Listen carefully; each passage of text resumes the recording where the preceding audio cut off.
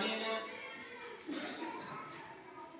बच्चों, आपकी जिंदगी में बहुत सारे मौके ऐसे आएंगे माशरे में रहते हुए, कभी कभी जाते हुए एक दूसरे से टकरा भी जाएंगे, जैसे ये दोनों एक दूसरे से टकराए हैं, और इसके टकराने से भी लड़ाई पैदा हो सकती है। अगर आप बुर्दबारी का मुजाहरा ना करें तो आपने सब्र का दामन, टॉलरेंस का दामन अपने हाथ से नहीं छोड़ना, क्योंकि सब्र और बुर्दबारी से ही माशरे में अमन पैदा होता है और एक दूसरे से मोहब्बत का जज्बा पैदा होता है और माशरे में अमन कायम होता है।